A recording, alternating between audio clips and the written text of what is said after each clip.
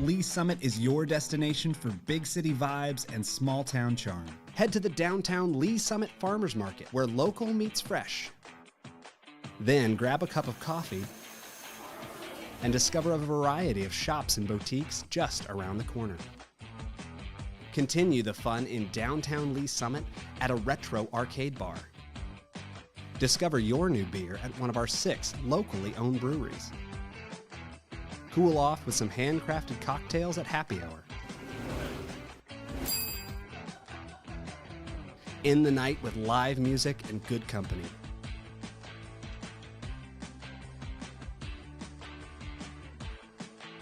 Lee Summit, Missouri. Hello, Lee Summit. I'm Laura Ingeman, and this is your flash briefing for the week of August 12th. City Council meet for regular session Tuesday night at 6 in Council Chambers in City Hall. Meetings are open to the public or watch live on the city's YouTube channel.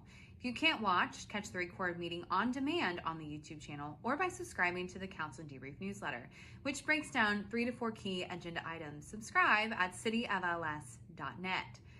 Lee Summit Mayor Bill Baird will deliver the State of the City address on August 16th at the Missouri Innovation Campus at 1101 Northwest Innovation Parkway.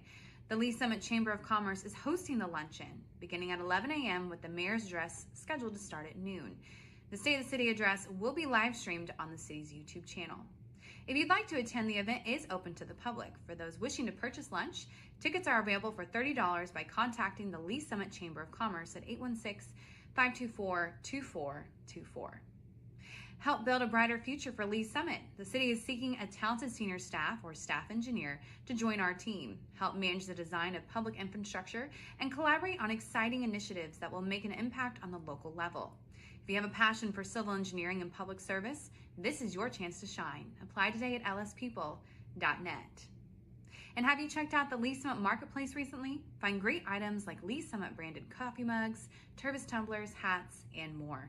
Show off your Lee Summit pride. Located in the lobby of City Hall, it's open 8 to 5 Monday through Friday. Thanks for listening and have a great week. Traditionally, we think as police officers, those responding to law enforcement needs within the community. But honestly, we are there to serve our citizens, and our citizens do go into crisis. They do have mental health crises, and we're being called to those scenes on a regular basis. In order to help serve those citizens better, we did initiate the Crisis Intervention Team Program. These are officers that are specially trained to de-escalate crisis situations. Recently, we've brought co-responders onto the scene, licensed qualified mental health professionals housed within our police department, and they respond with those officers directly to those scenes where a crisis is occurring so they can interact with that citizen and get them the help they need right there on that scene.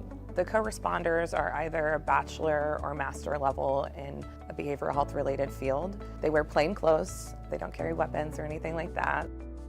I have a police radio that I listen to all day. Listen for, those key words: mental health, behavioral health, crisis. There's a lot of officers that just call for me. I have my own radio number. I also have the ability to self-dispatch to them and say 982 is en route. Officers en route, 914, Armstrong.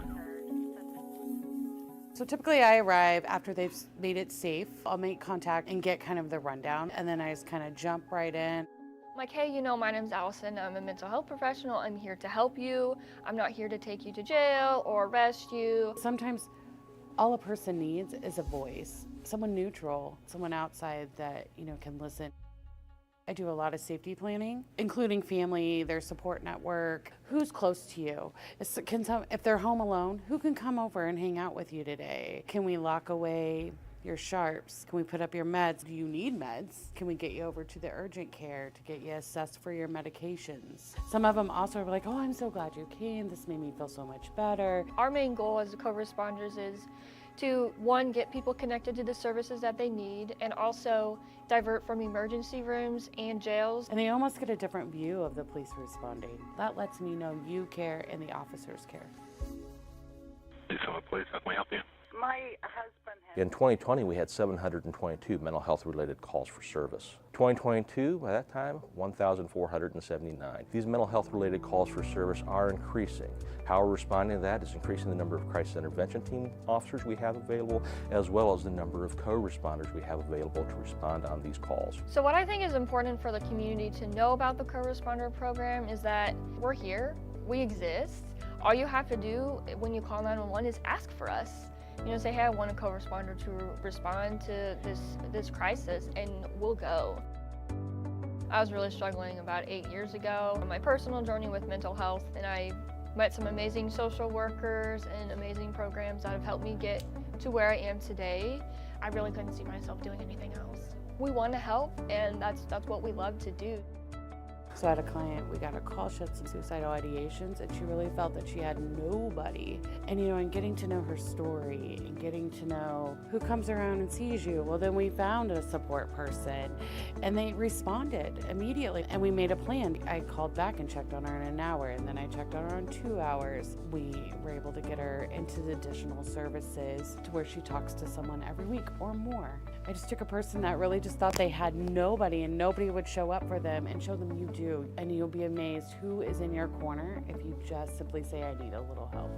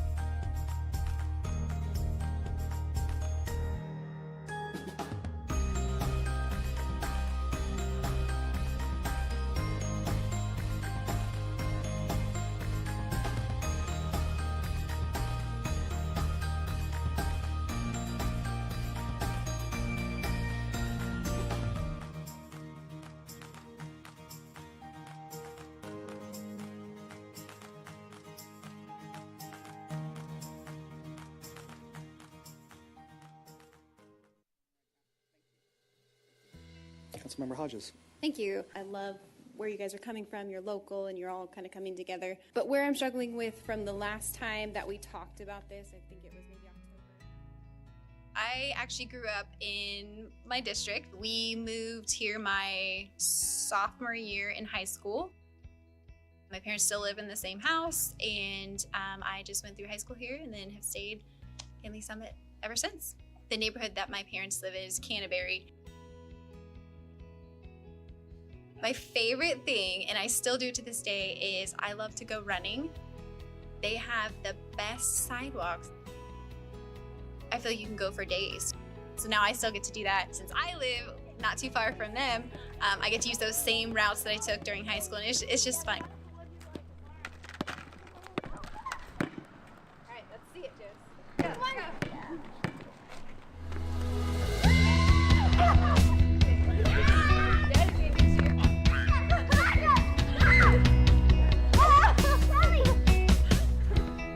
We're a big soccer family. I love sports, I love to watch sports, and it's even more fun to watch sports when my kids are in it. I coach my middle daughter Josie's team, and I have since kindergarten. We do the basketball, we do softball, we're gonna do volleyball, and it's just so much fun.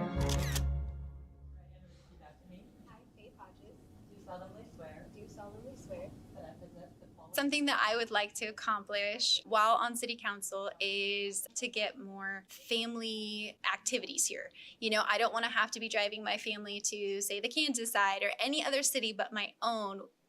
And I want to be able to invest into our city and make family memories in our city. Open the Public hearing in the matter of K1 Speed, Diventures, Crack Shack, Blue Jeans Golf. Councilmember Hodges. I just want to say thank you for bringing this to Lee Summit. I grew up at this. My grandpa took us there, so I'm excited that now I can take my kids there.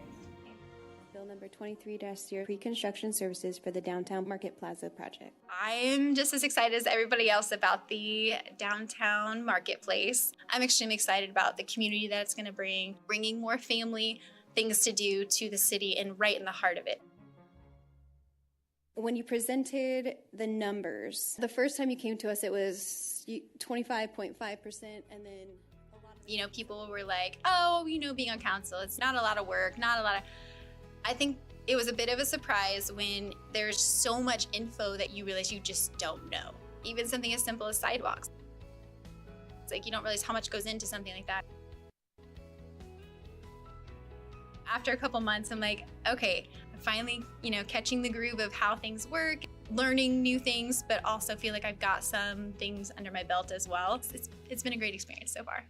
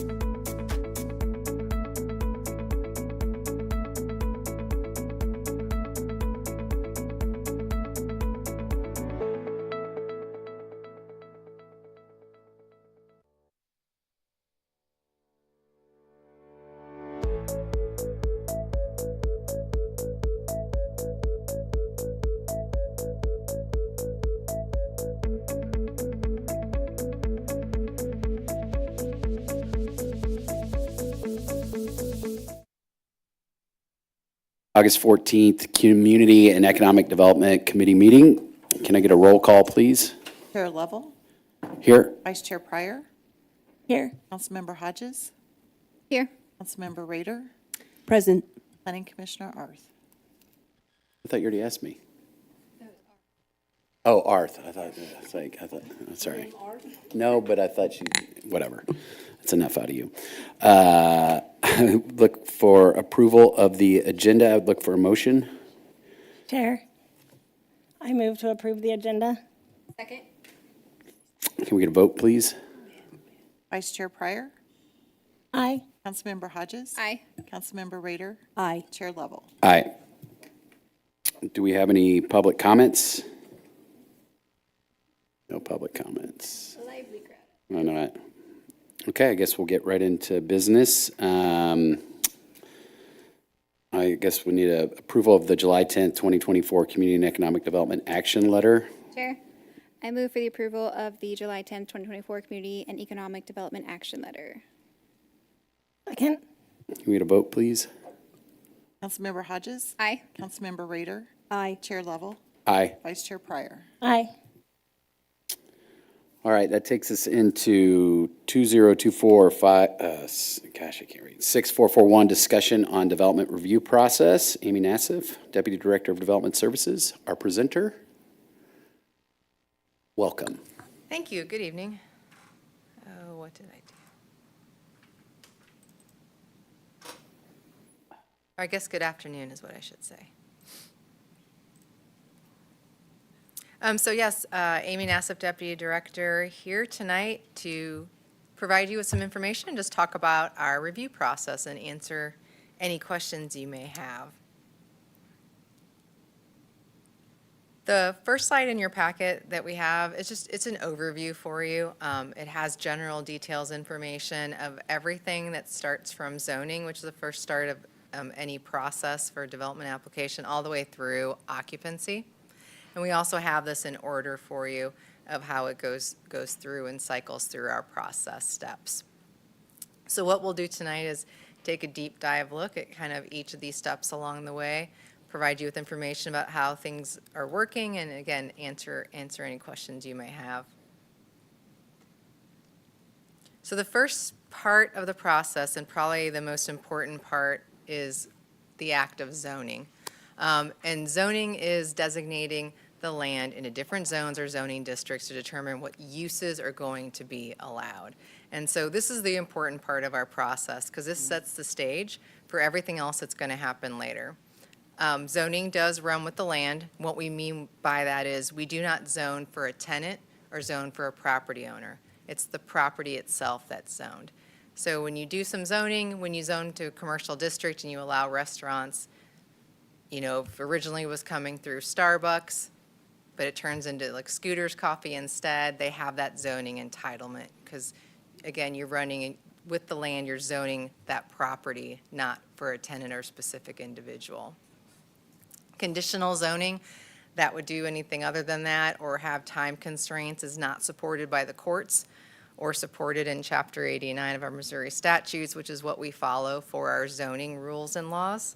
And it's not included in the criteria that have been established for us and for most states and cities in how and what they can consider for zoning when it comes before them.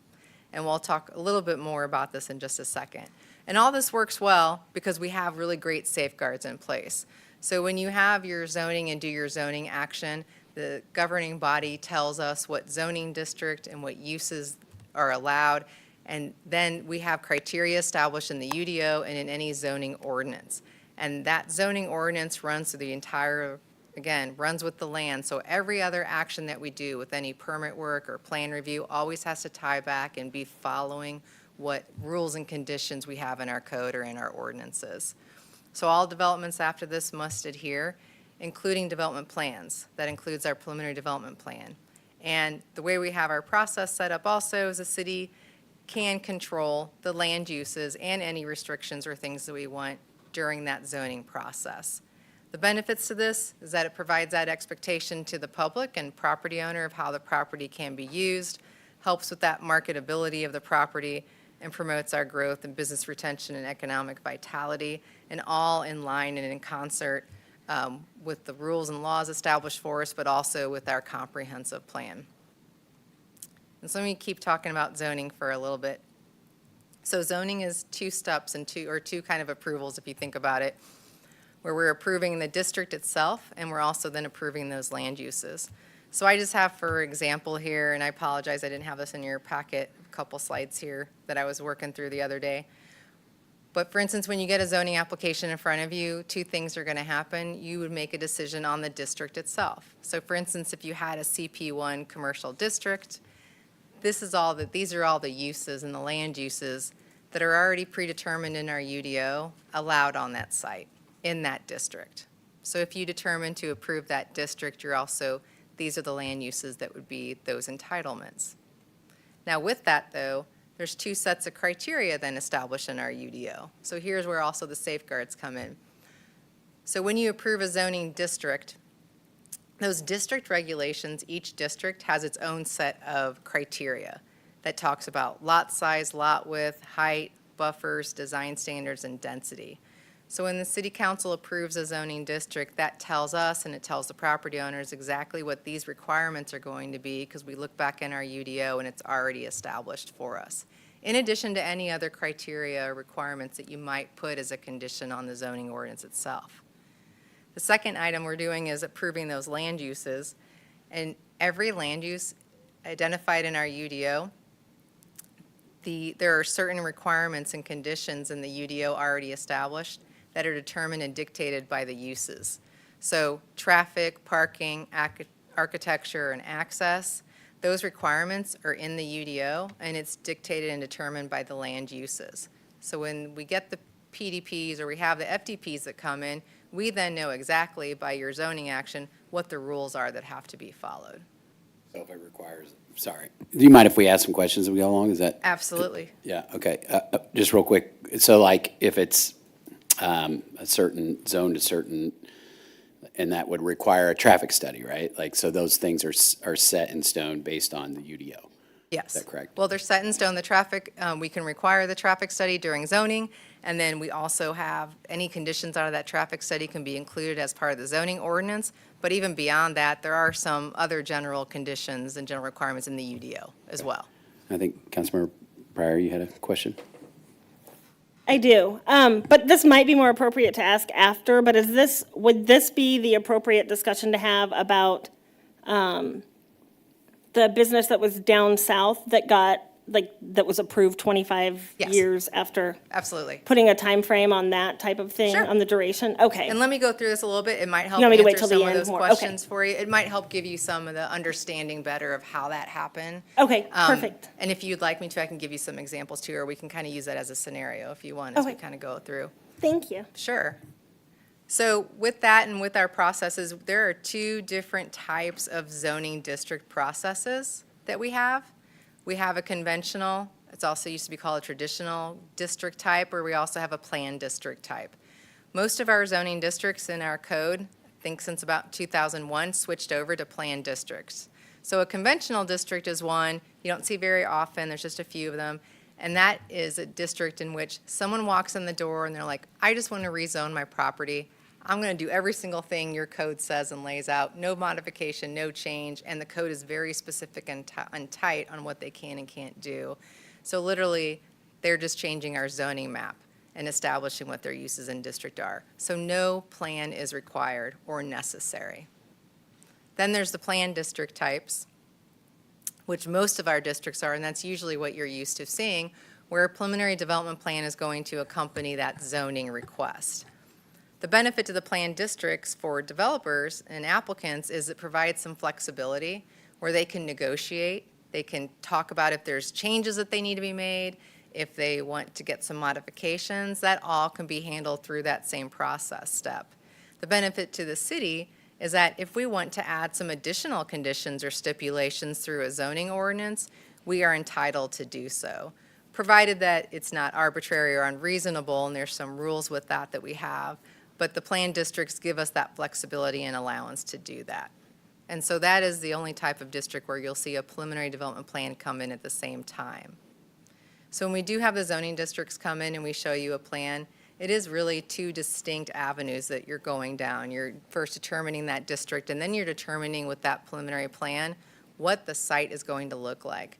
So that preliminary plan illustrates what your zoning action was or at that time. So the preliminary development plan is going to show you, here's an illustration or a visual of, say, my commercial district and how the site will lay out and what it will look like based on the zoning district I'm asking you for and what the zoning conditions of the UDO are. So the preliminary development plan is where, again, with our processes for planned district, it's approved at the same time. It is binding on that applicant where they have to meet those preliminary plan requirements. That preliminary plan can have additional conditions on it as well. That review is done by Planning Commission and City Council. So we have those safeguards in place with that. There is a 24-month time period on those PDPs is what I'll call them. So a preliminary development plan can be set to expire or terminate if they do not advance to the next step. And in this case, the next step would be final development plan. That 2-year time frame is pretty consistent with the KC metro area. Most municipalities do have a 2-year time frame on those. And the governing body can allow for a one-time 12-month extension. The benefit to that and the safeguard to that also is if someone comes in and they do want an extension, if any of our code requirements have been updated or changed for that district, when they come in for that extension, we can add those conditions on them. So it's a great benefit to have that flexibility with that current time period in place and also allow us the ability to add anything additional on that came in through the UDO from the time that they submitted. And then again, the PDP has to follow any of your zoning ordinance requirements and any of your zoning conditions that you set in place. The benefits, again, it allows the developer applicants a sense of what they can do, how it helps them to market their property, to get their contracts in place. The PDP is that first set of plan approval for a series, so especially when you get into the larger developments and the multi-lot developments, we know they're not going to build and develop all at one time, so that is a great benefit and understanding for the developers and for property owners alike, and also for residents to understand what's happening in that area. And with the PDP, the way we have it set up right now, that comes in with zoning for a preliminary development plan. Since it comes in with the zoning, there is a public hearing and public notices provided.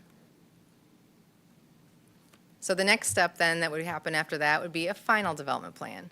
Now, a lot of times, we're very lucky here where most of our developers, when they come in the door, they have it pretty baked. They have the plan pretty laid out. That's not a state or federal requirement, though, to do that. We just happen to be lucky with some of the firms and things that we work with where most of the time that is what we're seeing. So, but actually, even with those great details that you all see, there's still a lot of details and additional engineering and things that are shown on those final plans that when they come in the door for administrative review.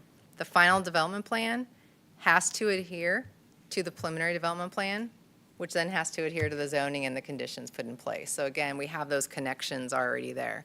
There's a 12-month duration to those, where you have 12 months before you can, and then within that time frame have to submit for your building permit, otherwise the FDP expires. And again, that one extension is allowed by the governing body, which means it would come back before you all. And again, you can put any additional conditions on there if any conditions or anything had been updated in that time period. That again, that 12 months is pretty consistent with the KC metro area and what other municipalities have and do as well. So that benefits, again, we have some really great high quality, multi-lot developments here. And again, like Streets of West Pryor and Discovery Park and others, they're not building all at one time. You need to have that ability and that flexibility to allow for the market changes, and also the time that is needed to really get those projects done and done correctly. The other benefit to all of this is if your final development plan does come in and is approved for, say, one lot, if you have a multi-lot development, which is similar to what happened down south, that first final development plan that comes in the door then locks in your preliminary development plan. And that is very, very necessary and beneficial to do. But the reason it's really necessary is when you have a large multi-lot development, if you're relying on that preliminary development plan and those entitlements to then continue to market and finish building out the site, if you in any way had a different time period or didn't allow the PDP to be locked in with that first final plan, then there's no consistency, and then there is also no understanding of what can happen and how to get the tenants for all the other lots within that same development to build. It jeopardizes the rest of it because that PDP is intimately linked with access, internal circulation, setbacks, and other things that made that whole project, that one universal project all at once. So, let me stop? Okay. So, I understand there needs to be a time limit. I mean, I understand that it takes time. That being said, 25 years is a little excessive, especially since the last time that they built anything, it was, and it may have been 24 years. I don't know. It was early 2000s, I think 2001, that it got approved. The last time they built anything, I think, was maybe 2007. So I know that Mr. Elam had mentioned maybe there's a state level that's 10 years, or there's a...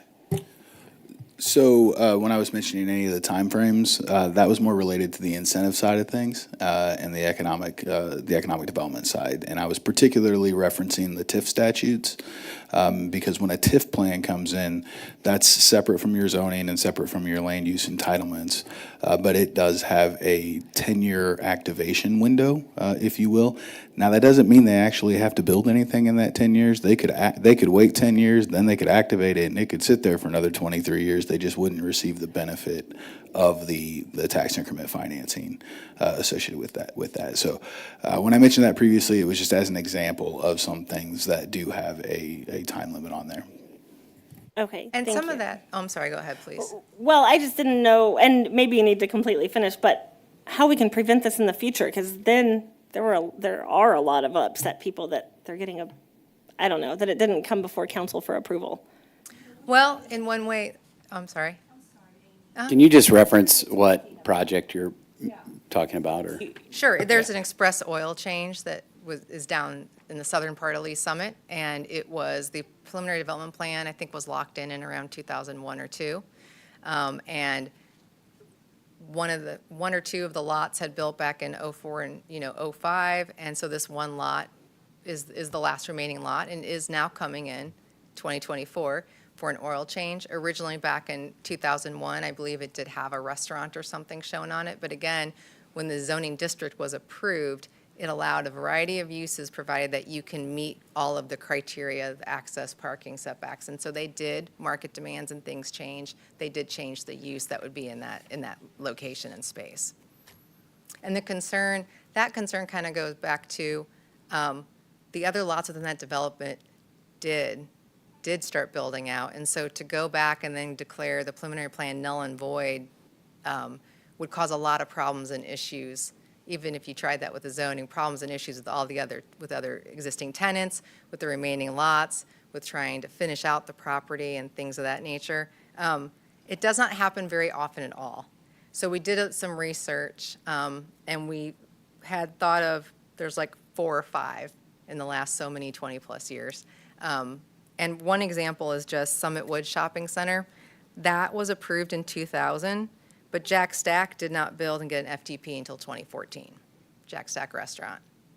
And so just another example would be the Raintree Lake Village preliminary development plan was approved in 2005. Scooter's pad site was able to come in 2017. So those developments would not have been able to have finished or happen. But again, it's very, very rare. It doesn't happen super often at all. And even those, I mean, it's a lot less than, 20, I guess maybe 24 years. But, so putting a time frame on this, do other cities have time frames? They have the same time frames that we have. Okay. Mm-hmm. Yeah. There's no time frames, again, on the zoning itself or the entitlements you give them, because those are not supported, again, by the courts. The other thing that I should mention, there's a variety of things that we can review and zoning criteria that we can consider during zoning. One that we can't is anything that would restrict the market or competition. So that's one reason too that things like that are how they proceed and how you have like your rules and regs in place, and then when FDP comes in or final development plan, it's more of that ministerial act because we've already been kind of told what all the rules are for that site in that area. So just real quickly, so because it was zoned, I don't know what it was zoned down there, and there's a list of uses that can be applied in that. When the PDP comes in and it shows this is slated for a restaurant, 20 years later, well, we're not going to do a restaurant, we're doing an oil change, but that's permitted, that was able to circumvent them having to come back and change that, right? Because I believe we've done, like, take Streets of West Pryor, right? They come in, and this is where I think it would be important, like, right on the PDP is to, where, like, if you're telling us it's going to be a use and we get the market changes, can't we put something in there that triggers them to come back as like, yeah, we had slated this for a restaurant, but now it's an oil change? Can you do that? Because then it's not necessarily time frame, but like the examples you gave, like Jack Stack was meant to be a Jack Stack. Chair, Yeah, well, actually, I could provide a little more background on Jack Stack and then maybe partially answer your question before we flip back to the zoning. So this brings into the discussion the incentive components. In the case of Summit Woods, and I'm working from memory here, I'd have to look up the restriction in the contract to be more precise, but the developer had to keep that lot open for a hotel for, I think, a period of 10 years, meaning they couldn't develop that lot for a period of 10 years unless it was a hotel. And then after that time period ran, they were free to develop it with any use, and then the jack stack came forward. I think that was the history there. So there was an incentive-based restriction in place that was sort of outside the scope of the zoning discussion that we're having, that there was the additional restriction. That's kind of the story of jack stack. And then as to Streets of West Pryor, a partial answer to the question you just asked is yes, we can do that in the incentive contracts. So we could be more restrictive in the incentive side. That's separate from the zoning. But only if there's incentives tied to it. Is that what you're saying here? We could only use the restrictions I just mentioned in the incentive context if there are incentives. If there's no incentives, then we're talking purely zoning, and that's what Amy's discussing. Okay.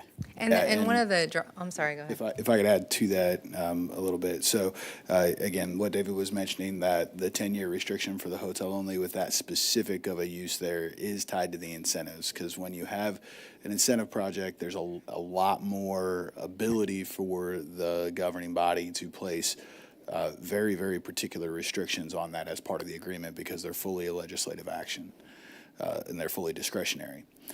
Now, the case of Streets of West Pryor, that does come down to the zoning and the preliminary development plan and the way that it was originally brought through. It was brought through with a very specific preliminary development plan on a lot-by-lot basis that had uses that were very, very specific on there, and that was a PMIX zoning. So that's a planned mixed-use zoning.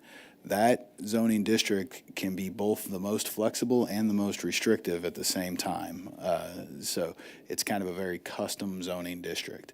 A project of that size and that complexity kind of necessitated it. But a lesson learned, I think, from that would be there was a lot of extra process that went into that project whenever they needed to change a lot line or change something relatively minor. That adds a lot of time and everything to the project. If that's the desire of the city council, then that's the way that can go. But for example, Summit Orchards, that area was a little bit more of I'll say a more flexible PMIX, where it didn't tie the uses to the lot, it tied the uses to the overall plan. So if there was a switch between one pad site and another pad site, for example, say you've got site A and site B, they had maybe two uses that were there. They could switch pad sites between A and B and didn't have to come back if they still met all the other requirements. Whereas at Streets of West Pryor was very specific for Lot A and very specific for Lot B. And if for some reason the market wanted, use A on Lot B and use B on Lot A, they had to come back through the full process associated with this. Two different approaches to how the plan went through. And is Summit Orchards the one down south? Is that? Summit Orchards is where Cooper's Hawk is. Okay. But on the one that we're talking about here, if we're just rewinding the clock a little bit, did that one have incentives tied to it? No, I don't believe so. Yeah. And I do believe too that the 2001 timeframe that's referenced, that's when the initial preliminary development plan was enacted and the initial development went through. I do believe there was other phases later. I'd have to pull up to know exactly what the gap was between the but the express oil change and the last item between that. But I don't know the exact date, but I don't believe it was exactly 21 years or so. Can I ask a question? Yeah, go ahead. Ryan, and why did we do it that way? Why did we do one project this way and the other project the other way? Was that the desire or the stipulation of the developer? And then David's making faces at me back there. I don't have eyes in the back of my head yet. I'm doing some nonverbal responding. Yeah. I think the basic answer to your question is that was the desire of the council based on the parameters of that project.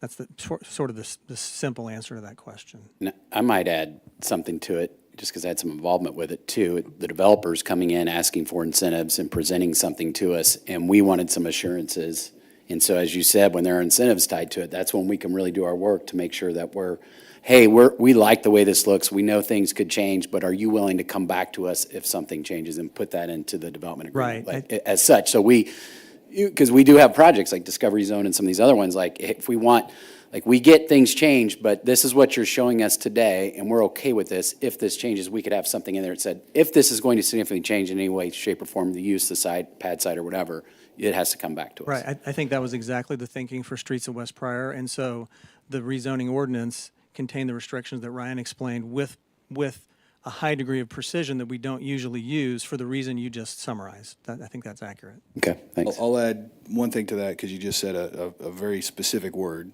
significant changes. Significant change is actually defined in our UDO to where if there is a significant change, then it kicks it back to a preliminary development plan. Now, significant change does not include a specific land use, say, that would be allowed in the base zoning district by right. So there's a formal definition of significant change that applies to our zoning and the uses that we have, and then there's like what I considered then there's change however we want to define it whenever there's incentives, whether we think it's significant or not, I guess. Yeah. And if you do, I'm sorry. I just want to point out, because we don't have it in front of us, the Streets of West Pryor ordinance, it was specific, and I would say way too specific. It didn't just say restaurant on lot 9. It said like 3,000 square foot restaurant. And so then it got down to, okay, how do we analyze this? Then we would go to the significant change definition in the UDO. And so I think they've come back 3 times because that zoning ordinance was so specific. And you do run a risk with that. I just want to make sure, for awareness, there's like a pros and cons to everything, right? If you do nail down uses so specifically in that nature, you do run the risk of some developers choosing not to build here because they do not have some of the confidences to be able to do the marketing and the contracts to get everything done.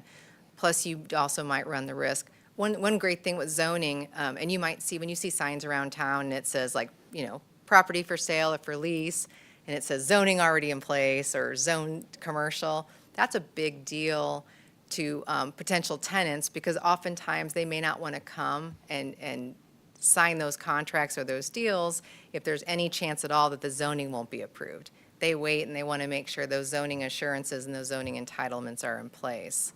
And then also when you do like end up with maybe a tenant switching out or the jack stack or whatnot, some of those they may choose to go to another municipality if it's like, oh, I could come to Lee Summit and it's only going to take 2 weeks to get this done.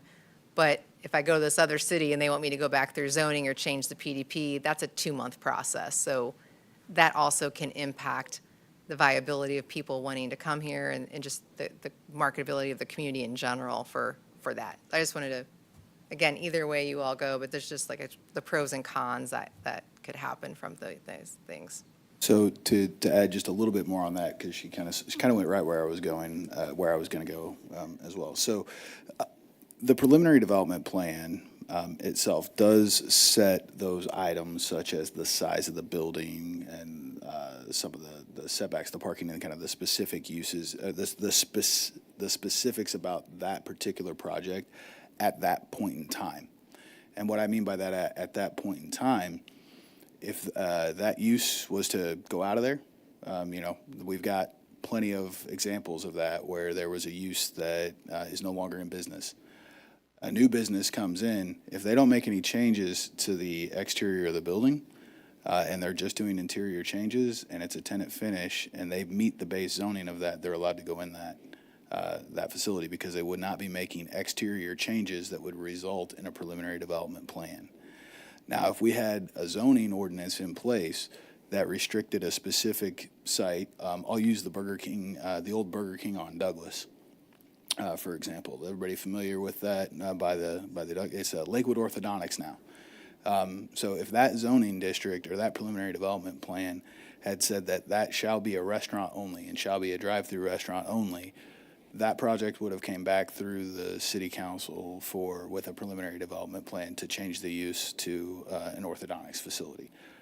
That's possible. The question is just, was that the intent overall? of the use. And you could even go further and start talking about all of our downtown businesses or any of our inline shops and things like that. And some of those restrictions, I guess, could be looked at as a detriment to doing business in the community, which I think that is one of the things that Amy was saying. But one of the things that we're always thinking about is that, okay, this is a preliminary development plan and a use that they're saying is right now. What's it going to be in 50 years?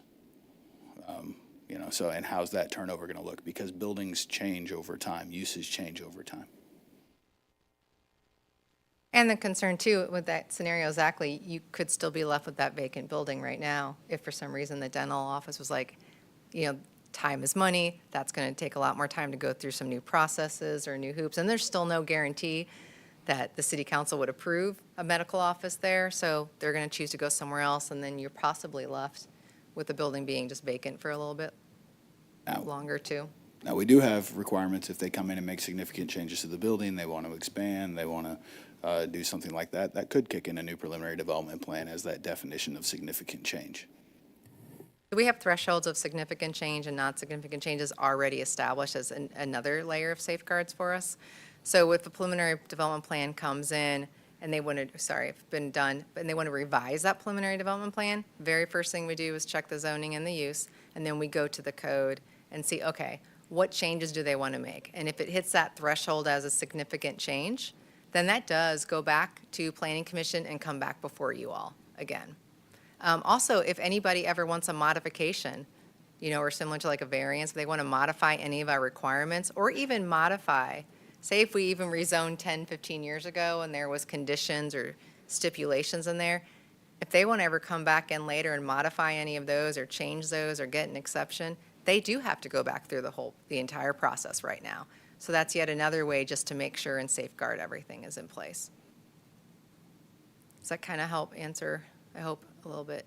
That, to me, it does. And I didn't think about the aspect of a business going out of business. And then I just don't like that they were, I don't know, I just feel like so many people were promised a restaurant, then they got an oil change place, and a lot of people were angry about that. But it does make sense about the going out of business. That would, yeah. I wish there was a way that, and this, I guess you probably answered this, but if they wouldn't have put that oil changing place in and it were vacant, there's literally no, 60 years if they decided to put a business there after, it would revert back to the original PDP that was approved in 2001. The PDP is locked in. When the final development plan comes in though, the FDP, we would have them adhere to current today's standards. But the zoning entitlements that entitled that district as commercial and allowed that land use, that stays. But if we do have new architecture, new landscaping, things of that nature, we are looking for that. So if the FDP comes in 10 years and there's additional criteria, there's nothing that's grandfathered in, then I guess that's like. Only the land use and the district is grandfathered in. Okay. So I don't know if you have this later in your presentation or not, but one of the primary reasons why we have the preliminary development plan and why it is so detailed is to make sure that we've got adequate public infrastructure associated with the area. So that's why it's a little bit more detailed, and there's a lot more engineering work that goes into it. And so a lot of times you'll have on there what we call the highest intensity use for that particular parcel. A good example would be if somebody shows a C-store, for example, on a corner, and they have run the calculations and done the math and everything to say that it could handle the traffic for that area. C-store is a very heavy traffic generator, for example. And then they come in and it turns out that, C-store is not really what they're going to put there. They're going to put, let's say, a restaurant, for example. That switch is a less intense use, so it wouldn't require modifications to the infrastructure in the area, so it's allowed by use, so that's why that would be allowed to move forward. But let's say the reverse is the situation. They come in with a final development plan, they had a restaurant shown, they're going to switch that to a C-store. They're going to have to do a traffic study that shows that, and then they're going to have to make improvements and modifications in order to make sure that the public infrastructure around that can support that use, if you will. And so we've talked a lot about the land use aspects of it, but the engineering aspects and the infrastructure aspects are really one of the primary drivers as to why that preliminary development plan process is in place. So that way, a business can go in and out, if you will, and we know that the infrastructure is there to support it. Is level of noise, and not just necessarily this, but is level of noise considered a significant change if it changes?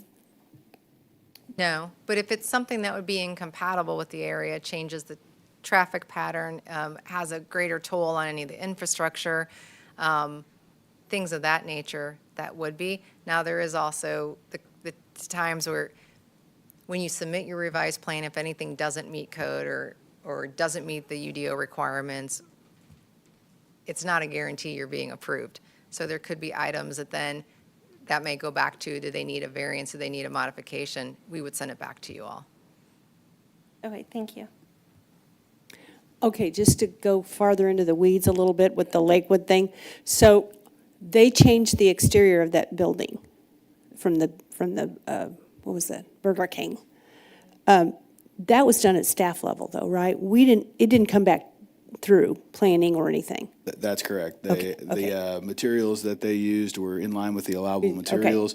Now, one that you would see currently would be if they used a conditional material. Architectural metal panels seems to come up quite a bit, and we'll have a lot of preliminary development plans come through right now that really just want to use a material that at this point has probably been proven to be a quality material, and they go through the whole process, and then we'll actually take questions as why did this come back through the public hearing process on that several times. So as long as they're using approved materials, we actually currently don't have a process for like a facade improvement, if you will, if they're using all eligible materials. So think about re-siding your house. For example, you wouldn't have to come in and get approval for re-siding your house right now. And Shannon just reminded me too, because I thought it was the other one. Lakewood's a great example of what your concern might be, is because we're actually going through a new PDP process right now, because one of the other lots that's coming back in, what is the other lot for Dunkin' Donuts, I believe, that is going to be a higher intensity use and it will increase traffic, so it is coming back through the process. So I think, the Dunkin' Donuts are on Douglas that went out. No, It was different the old Wendy's. The old Wendy's building. So I think if I were, a couple of things, when you were talking about the metal some of the new materials people are using, why it's important for us to work with you and create the UDOs and design standards that are acceptable. And I think we may even mention, like, is there a way that we can get some of those things on the approved list so that it doesn't have to come back through, right? And this body is helping. Stay tuned next month. Right. So, and then also the importance of how we zone things and what are listed as those uses. And then knowing as a body when we are granting incentives that allows us more flexibility or opportunity to, we don't want to be cumbersome to the development, but we also say, like, if we're going to approve all of this, we have more flexibility or control as to what we're requiring them to do and what they would have to what would trigger them having to come back to us. So it's, anyway. Does anybody else have any questions?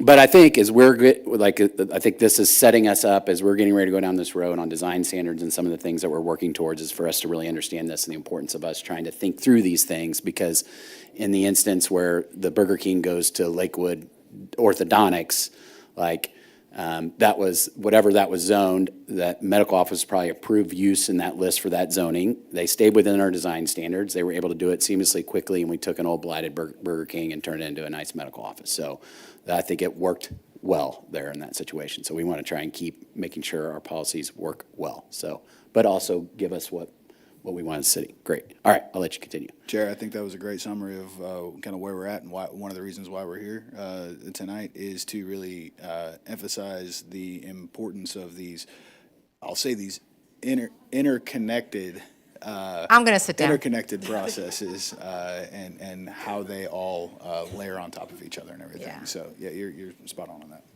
Exactly. There might be one or two one-offs, but for the most part, it really is working quite well. And one of the things that I'm just going to go to, if it's okay with you all, to this slide here is We're seeing it as a model for our development review process right now in the KC Metro from both, the development community and also other municipalities. We recently even had a meeting where the HBA recommended us to another city who is struggling to be as successful as we are with our relationships, our collaboration, and what our review process is. And we had a meeting with them to discuss that. So that's just wonderful to see.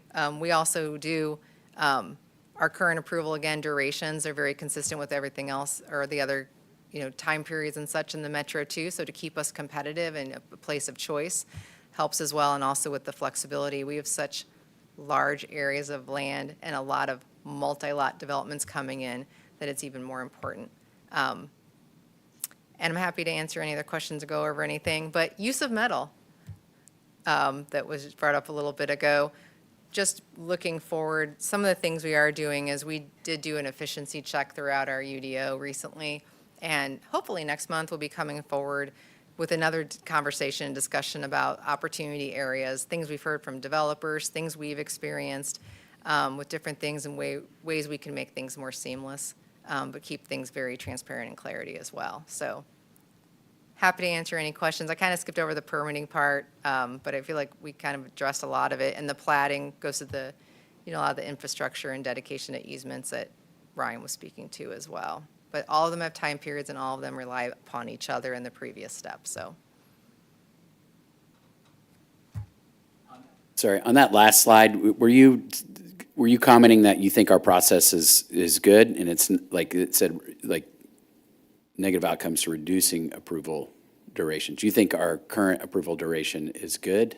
Our approval durations are very good. They're competitive and they're. What do you mean by reducing it, where cities come in and just eliminate some of these steps to make it go faster? Is that what you're saying? If we reduce the approval time period, so if we took a PDP that is good for 2 years and wanted to make it 6 months, or if we took a final development plan and wanted to reduce. Has someone suggested that? No, not at all. But I'm just going gotcha, through, or if we wanted to have, additional layers coming through. There's just some pros and cons to it. I just wanted, yeah. Okay, thank you. You're welcome. Anything else on that one? Oh, Ms. Rader. Okay. Can we do, these are general questions based on your information. If we had a piece of ground that was zoned commercial, which I think we kind of just did that not very long ago, and we changed it to R3, a project came through, and they never built the project, we could go back to commercial if another developer came in and wanted that now to be commercial. Is that correct? Correct. If the developer comes in and requests to rezone the property again, there is no limit to the amount of times you can rezone a property. Once they go through all the expiration times of all the. Or if they choose not, that's not the path they want to go down. Yeah, or they choose not to. Okay, and with that being said, Ryan Elam and I had a long conversation about Staggs Field. And now I'm kind of confused again. So on your slide about the timeframes for the FDP and the PDP and all that, so the PDP expires after 24 months and it has one 12-month extension. The Staggs Field is an FDP, correct? How many years was that? How many years ago did that thing get approved? Yeah, so talking specifically about Staggs Field, I don't know the exact time frame right now. I will also say that the city council during COVID put a pause on expiration of PDPs for a time period through there. So there is a little bit of, I'll say, strangeness associated with some of those from that time period. Okay. If you will, they had an extended period to be able to submit a final development plan. That being said, Staggs Field, or now whatever it's called now, they did submit a final development plan, and so the final development plan does not have to be approved for that preliminary development plan to be locked in. So I think that's probably part of the confusion. If somebody submits a final development plan and is in the process, and then they withdraw it, technically that preliminary development plan is locked in. And so practically what that means is that if somebody comes in any time period after that with a plan that meets the preliminary development plan, then they can go forward with that plan through the final development plan process. Now, if the landowner decides that they want to rezone the property after that, that's on them. That's on the landowner to be able to make that decision at whether they want to come attempt to seek a rezoning for that. So the Stagsfield property it has a valid preliminary development plan on it right now. It doesn't have a final development plan on it? It had a final development plan on it, but at this point, that final development plan has been withdrawn. So it's zoned, it has a preliminary development plan on it. But there is no permits, there's no final development plan at this time that is active for that site. But that does not stop the landowner from submitting a final development plan. Okay, so he can come back in now with his PDP and submit the FDP. No, back FDP. Back up. Oh, okay. Yeah, the PDP is locked in because the FDP, you only have to submit and start the process for your PDP to be locked. It's not your FDP has to be finalized and approved. No, I said that wrong. Yeah, so he can come in at any time and resubmit an FDP. Because he has a PDP. Correct. Correct. He can come back in and do his final. Correct. He can, that. As it is, if he doesn't change a thing. Correct. The landowner could come in and build the plan that is in conformance with the existing preliminary development plan.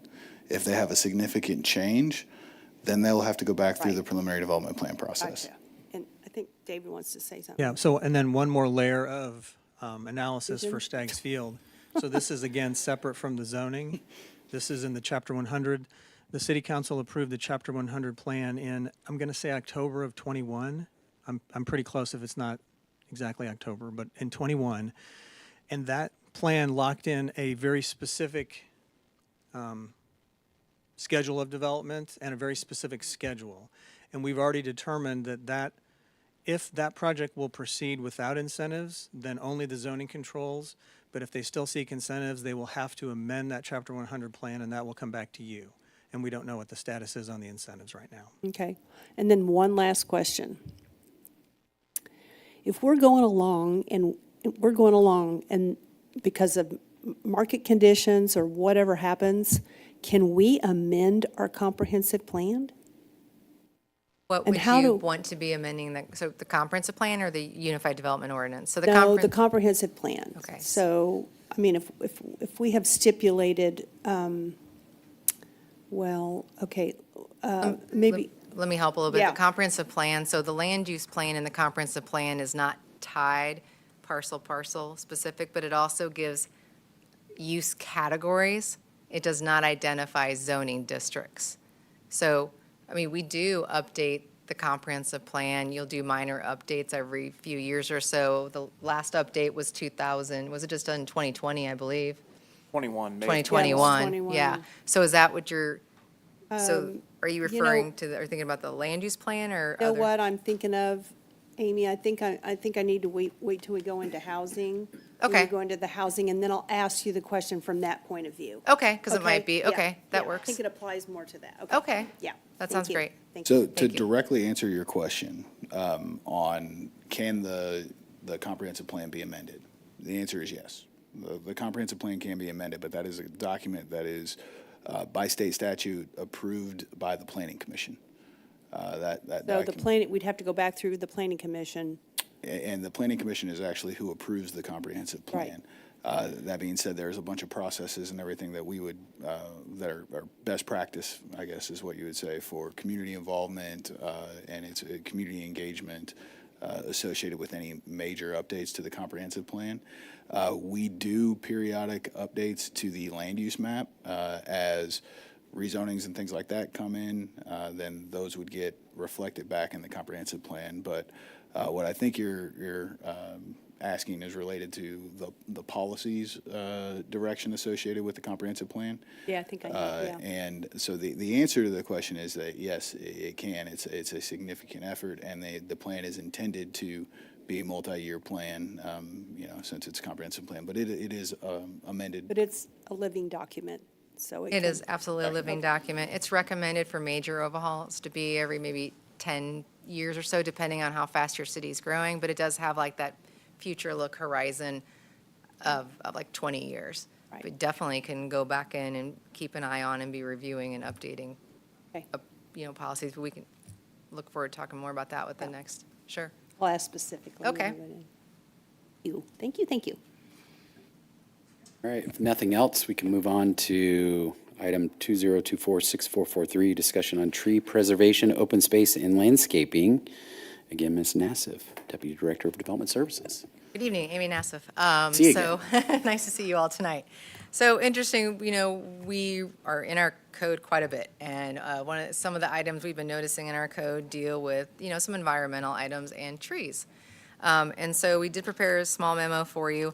What staff is really asking to do is we would like to take a look and spend some time and resources on looking into our tree preservation requirements, our landscape buffer requirements, and open space requirements. So right now, the UDO requires a tree preservation or conservation plan be submitted with projects, but yet we don't have a minimum or an expectation of how many trees or how much trees should be saved with that preservation plan.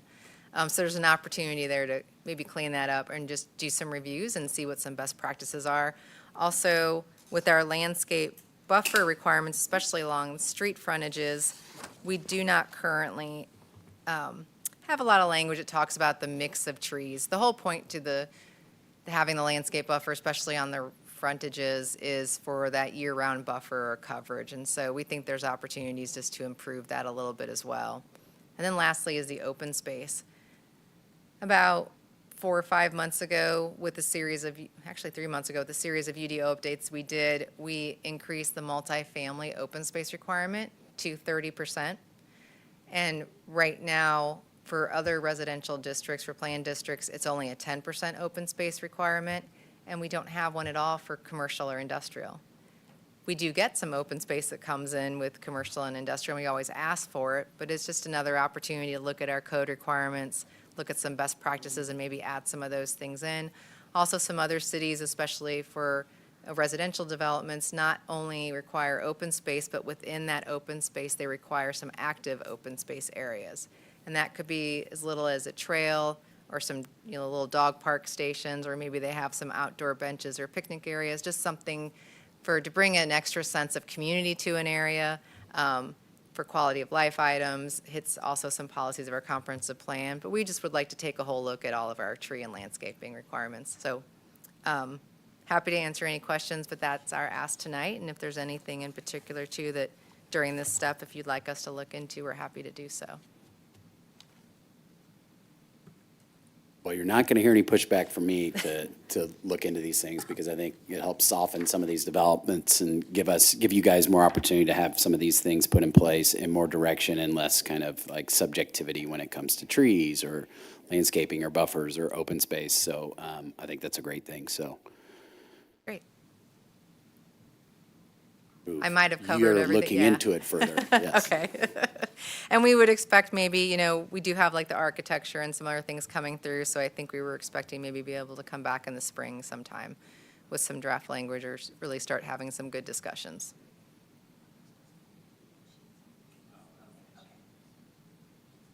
Okay. All right, we'll move on to the next one, 2024-6442, Housing Initiatives Memo. Thank you again. Happy to be here still. So, Amy Nassif, Deputy Director. In February, we came forward with a really large presentation about housing and all our housing initiative ideas, but the policies and the goals from our strategic plan as well as our comprehensive plan. And so this was just a really brief memo to let you know just the things that we've had go through the process and been approved, but also we'll be coming back in, I believe it's October, with a more in-depth report on kind of where are we now and what's happened since February, and also get any further direction from this committee. To date, on the second page of the report, and I apologize, I had a typo with the years. We've, as you know, been able to, we've approved, or the city has approved ordinance to update our accessory dwelling units. We've developed some small lot options with our RP4 and some other cluster design options, which happened in May of this year. I apologize, it says 23. Our multifamily development density increased from 12 to 25, units per acre. And then again, we've just completed this audit of our processes that we'll be coming back and discussing with you all next month. And we're also looking into some infill development policy opportunities or options as well. But just wanted to touch base with you all and just give you a quick, like a status check, and then see if you have any questions about anything too. Again, we'll be back in October with a more in-depth discussion for you. Go ahead.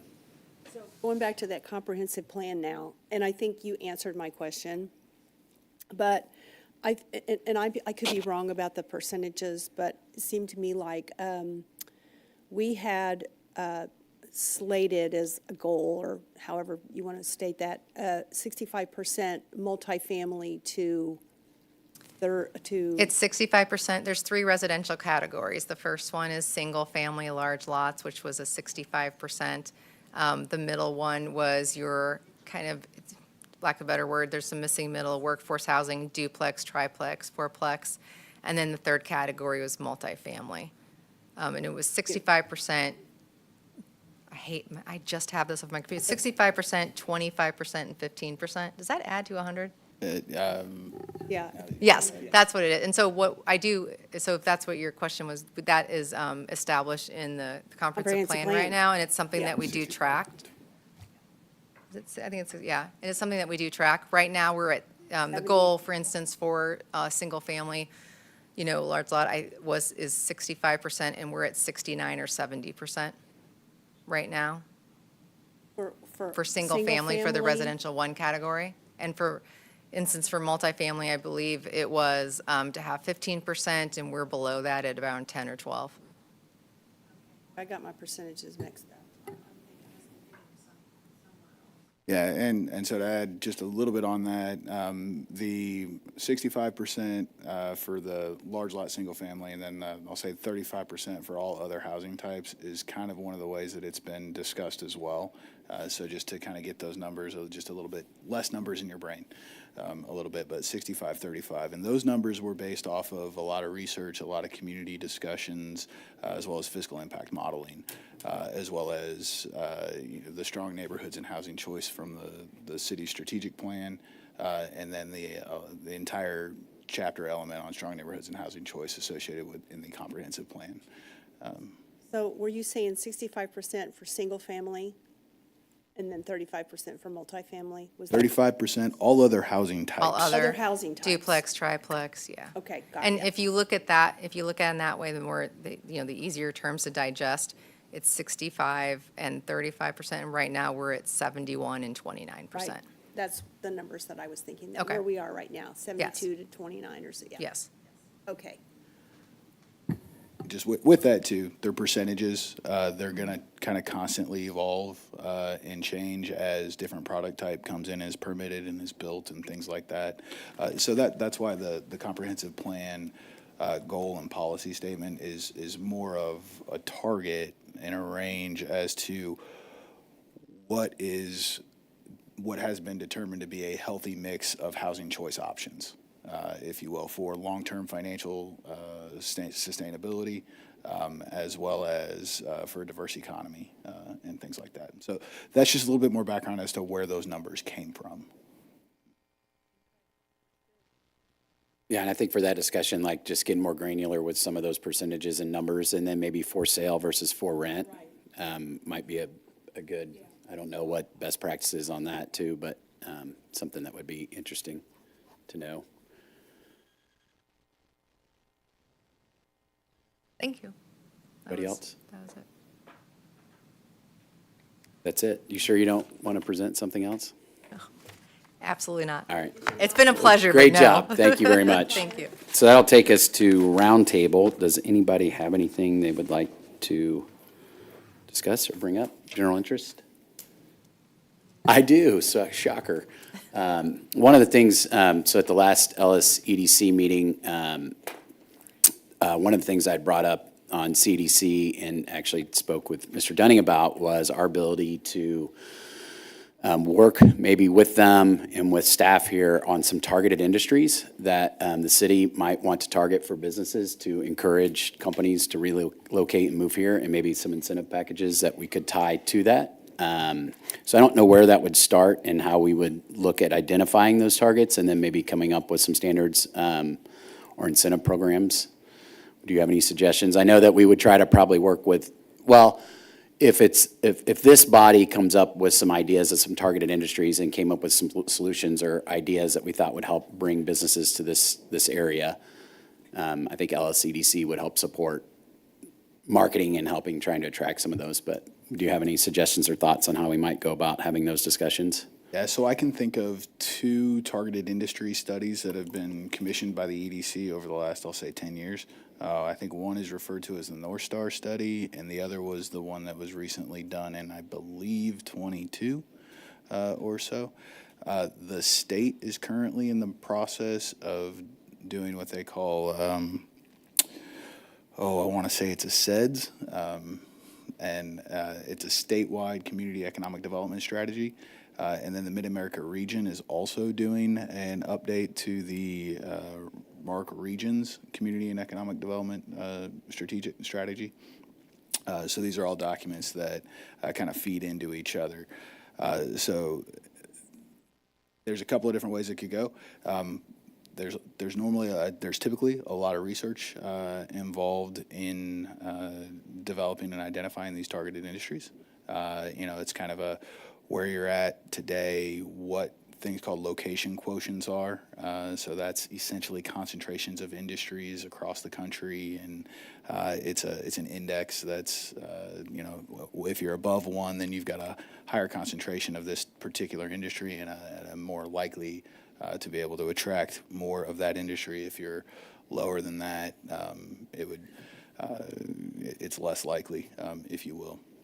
Also looks at a lot of different trends and things like that as far as growing industries and declining industries, both kind of across the region and across the nation, and kind of goes into that. Long-winded answer.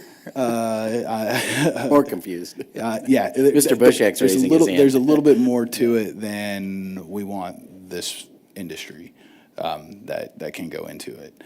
So we could definitely start looking at that and fitting that into some of our CEDC schedule here and make a determination as to, do we need some outside assistance to look at a very, at what these items look, and we can start by reviewing the information that we got and where everybody's at today. Okay. So Mr. Bushek, did you have? Yeah, and then I can build on what he just said. So what he just discussed would be how we go about identifying what industries we'd like to target, and then I can talk process a little bit. One concept that we discussed in this committee 2 years ago, may have been 3 years ago, I don't recall how far back, we had talked about doing something that Lee Summit hasn't done before, but hasn't been done in some other cities, which is identifying geographic areas that we would like to target for redevelopment, and then signal to the development community what incentives the city would provide in those targeted areas. So the concept would be pick an area of the city that we want to see redeveloped, define that geographic area,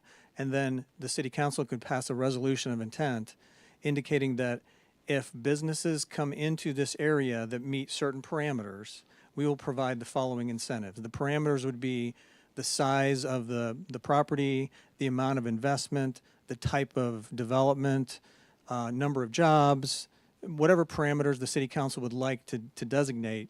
If the development community brings in a project that meets these minimum requirements, then the city council is agreeable to providing this minimum level of incentive to encourage that business to go in that area. So that's how we could target a geographic area.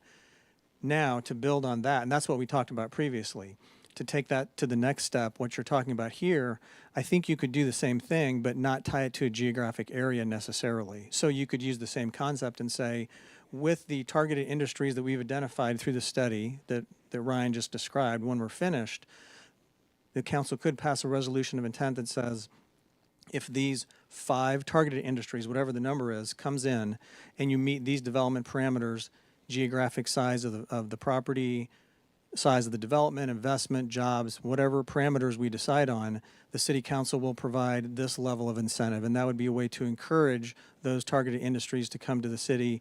And you're putting that out there, letting the development community know we want these businesses to come to our city. So the thing that I'll add to that is that currently in our incentive policy, we do have targeted areas identified, but the difference between our current incentive policy and what Mr. Bushek just mentioned is that you add certainty to those areas by essentially pre-authorizing and having the incentives be more of a by right than a discretionary legislative item. One of the things, so just in my, it just feels like over the last few years, I've had a number of different, so I'll tell you one industry that I've thought would be interesting to target if there was a possibility to do it would be like contractors. So I've had a number of groups that would love to come to Lee Summit, make Lee Summit their home.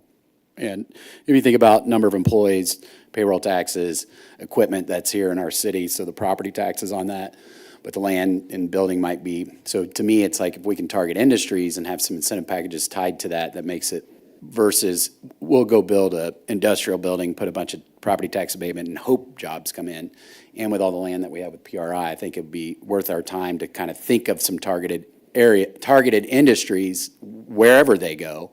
And then even if there were some areas that we thought would be good for those types of businesses or whatever, that we could do that too, I guess. Yeah, I was just thinking, with our work that's progressing on PRI, I mean, so we made the presentation to you and you've approved a memorandum of understanding with PRI. We've been busy doing our work with them, meeting on a regular basis. And I was just thinking what you just mentioned too, it may be time to meld the issue that you're talking about now into that. And if we want to go in the direction of these targeted industries and really encourage it in the developing PRI area, we can take that work that we're talking about now, targeted industries, and weave that into what the work we're doing with PRI to, to bring these things together. So how would we go about deciding on targeted industries? I mean, I don't think we would, I think any business that wants to come here, whatever industry they're in, it'd be nice to have some policies set in place, especially with targeted areas or whatever. Like even if it was professional services, somebody wants a Class A office space. If we have that predetermined and know what that looks like and what those incentives are, and an employer wants to come in, it's like, here it is. Like it's ready to roll. So our incentive policy does establish that structure. We could review the incentive policy with the group. There are, I think, 5 targeted industries identified in the incentive policy overall. But again, the difference between our current incentive policy and perhaps what we're talking about is, I'll just say again, discretionary versus guaranteed, and that level of certainty associated. I will say our incentive policy is pretty broad on those targeted industries, but they are based off of the well, maybe that'd be a good place to start, is just see what we have in place right now and what industries, and then go from there. Okay. You guys have anything you want to add? I do, actually. As we've had a lot of, I'll say, policy conversations associated with this committee, particularly I think just the nature of this committee, it's very policy driven. So there's a lot less, I'll say, transactional ordinance type stuff that comes. There still is some of that. But as we've been listening and having conversations, we're really seeing 3 main policy areas that this CEDC is wanting to focus on. At least this is what we're hearing. And those areas are design, housing, and maintenance. Those seem to be the big 3 that we've heard kind of consistently as to how we can move the ball forward or move the needle on these items. So we've kind of crafted out a full year's worth of work and policy discussions associated with how we can make an impact in those different areas. And I'll add the targeted areas to this as well in that incentive policy review.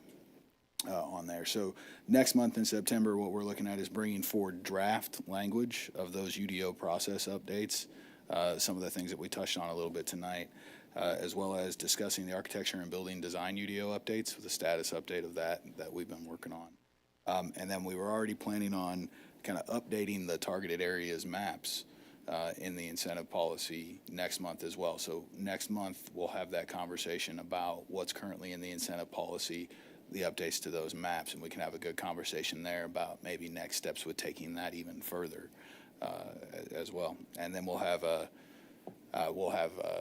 just I'll say a transactional item of business with an MOU for some mutual aid for some police items. Preview of what's coming up in September. Everybody good with that? Yeah.